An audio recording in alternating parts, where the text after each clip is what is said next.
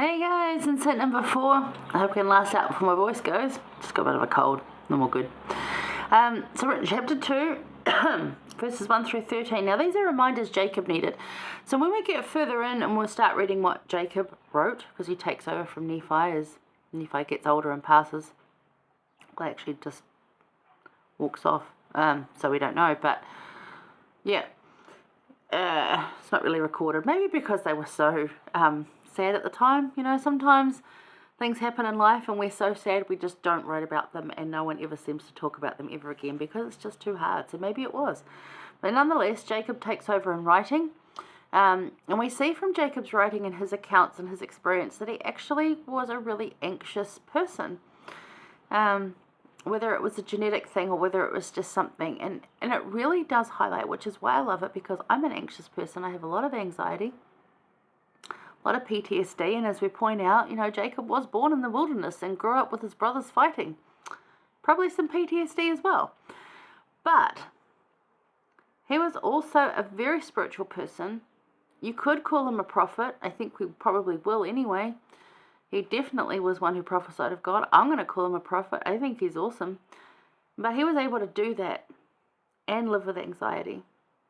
And actually acknowledge that just because he's got anxiety doesn't mean he's not in tune with the Lord. Doesn't mean that he's not in tune with the Spirit. Doesn't mean he's not following the commandments. Does not mean that he does not pray. Does not mean that he's being punished. So when I used to get told... when I had anxiety, oh, you just need to pray more, or, you know, you've got sin in your life, that's why you're feeling that way. And I'm like, no, Jacob didn't. Elder Holland doesn't. And they have anxiety too.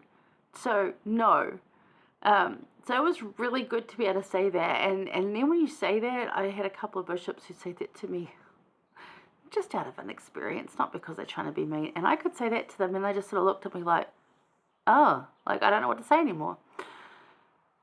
Good, because they hopefully went and learned about something. But I just love that, you know, these are reminders from Lehi. He obviously knew this about Jacob, loved him and knew that he was good. But here's some reminders you're going to need, Jacob, when things are anxious. So I take these on board as well because they really help me when I'm anxious to know these things. So I've just called this reminders Jacob needed because we all need this. Again, what's our legacy that we're leaving people? Are we telling them how we went through stuff and what helped us? Because I tell them about our relationship with God, even in the tough times, even in the times of trial, even in the times of anxiety and depression, how we were connected to Him, even through that, so that others that come later can know that. One of the greatest things I've got from both my grandmothers, in the times of their deepest, darkest days, and one particular grandmother had terrible depression, she would always read scriptures every day. Might not do anything else. Might not even get out of bed sometimes, but she'd still pick up her scriptures, specifically Book of Mormon. And she was a convert. It made me cry. Because that's where she knew her strength was, and such an example. So I love that Jacob left these words, and she never got to study like we get to study now and Come Follow Me. It was never like that, and I think she would have loved it, quite honestly. So let's embrace this. You know, we've got all these opportunities again in life, and what are we not taking? So Jacob get some really things. So further in the Book of Mormon, we said Jacob has anxiety. We'll get to that point and we'll talk a lot about that then, because, oh, Jacob, my man. But many of us do, right? Even if it's not a mental illness, we're just anxious about life right now because, like, so much to worry about, so many problems, and how we're going to navigate them, how we're going to get through them and still survive with some dignity and grace, right? So how sweet are these words just for him that we can share in? Words of promises of Christ that calmed much anxiety. So he talks about there in verse 1, Jacob, I'm speaking to you. In your childhood you knew great afflictions. You suffered because of the rudeness of your brethren. Jacob, my firstborn in the wilderness, as in, like, I know it was hard for you. Thou knowest the greatness of God, and He shall consecrate thine afflictions for thy gain. So everything we suffer, everything that is brought on us, it's going to become a thing of good for us. Maybe not today and maybe not tomorrow, but eventually it will. And I've seen that happen Not as much as I'd like to see it, but I know the promise is sure because I have seen it. Verse 3, thou shalt be blessed, thou shalt dwell safely with thy brother Nephi, and thy days shall be spent in the service of thy God. Nephi eventually departs from him. By that time he's strong enough. How many people in your life has God blessed you with until you get strong enough? Think about that. It might be 1, it might be 20, it might be people that you have for a couple of hours and they're gone again. But there's someone he will send to you until you're strong enough, again by yourself, or he'll still send someone else to replace that person if they have to move on. Friendship's this constant circle of people that change. Very rare that you'll get a friend from childhood and still have them, and I'm incredibly blessed that I've got several. One I've known all my life, a couple I've known since I've been very, very young. Do I spend time with them constantly? No. If I need them, do I know how to get them? Yeah. Are they there for me? 100%. Am I there for them? Without a doubt. 100%. What a blessing. So he had that in his brother, but he had that in others as well.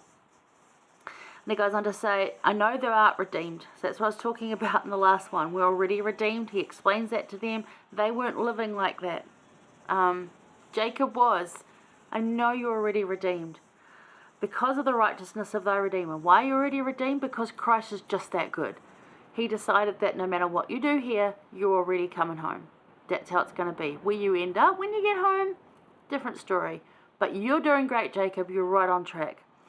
And he says that the fullness of time he cometh to bring salvation unto men. So that's what Christ does. Yes, we're all redeemed just because.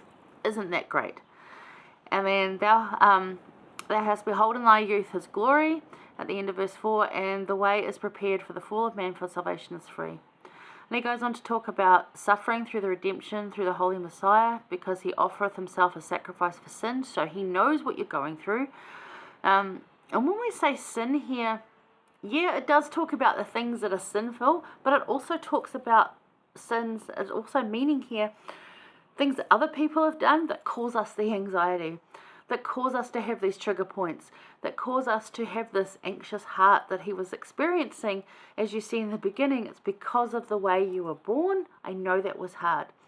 And because of the way that you had to live, because of what your brethren decided to do. Not all of this is just you, Jacob. This was thrust upon you, and yet Christ will make it good. Circumstances thrust this upon you. No one's fault, just happened to be when you were born. And I think that of myself too. When I was born, my parents weren't in a good place. They continued to not be in a good place, and it was really ugly for a long time. So I do miss that strong connection in relationships. I have issues around that.